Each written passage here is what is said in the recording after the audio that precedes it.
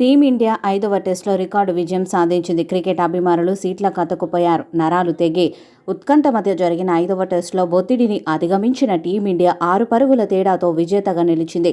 ఈ మ్యాచ్లో మొదటి ఇన్నింగ్స్లో టీమిండియా 224 పరుగులకు ఆలౌట్ అవ్వగా ఇంగ్లాండ్ మొదటి ఇన్నింగ్స్లో 247 పరుగులు చేసింది. ఇక రెండో ఇన్నింగ్స్లో టీమిండియా 396 పరుగులకు ఆలౌట్ అవ్వగా ఇంగ్లాండ్ 367 పరుగులకు ఆలౌట్ అయింది.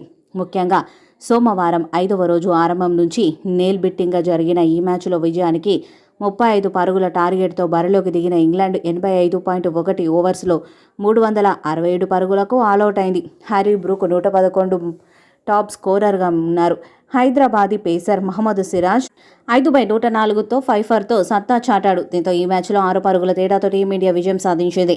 ఈ క్రమంలో 5 టెస్టుల ఆండర్సన్ టెండూల్కర్ ట్రోఫీని 2-2తో సమం చేసింది. ఈ సిరీస్లోని తొలి 3 మ్యాచెస్లో ఇంగ్లాండ్ గెలవగా 5వ మ్యాచ్లో టీమిండియా విజయం సాధించాయి. ముఖ్యంగా ఈ మ్యాచ్లో 3 స్పెషలిస్ట్ బౌలర్స్తోనే బరిలోకి దిగిన భారత్ అద్భుత విజయాన్ని సాధించినట్లయింది. ఇక టెస్ట్లో భారత్ గెలిచిన అతి తక్కువ మార్జిన్తో గెలిచింది.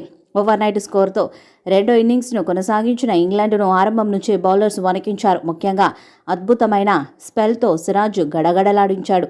ఆట ప్రారంభమైన కొద్దిసేపటికే వికెట్ కీపర్ మరియు బ్యాటర్ జేమ్స్ స్మిత్ 2 పరుగుల వద్ద సిరాజ్ బోల్తా కొట్టించాడు.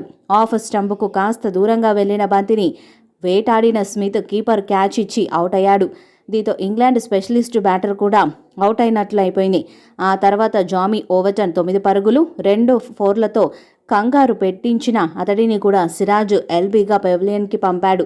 4వ టెస్టులో గాయంతో బరిలోకి దిగి ప్రపంచవ్యాప్తంగా క్రీడాభిమానులకు భారత వికెట్ కీపర్ రిషబ్ పంత్ అలరించగా ఈ మ్యాచ్లో క్రిస్ వోక్స్ ఆ విధంగా వ్యవహరించాడు. తన ఎడమ భుజం డిస్లొకేట్ అయినప్పటికీ ఒంటి చేత్తోన బ్యాటింగ్కు దిగి క్రీడా స్ఫూర్తిని చాటాడు.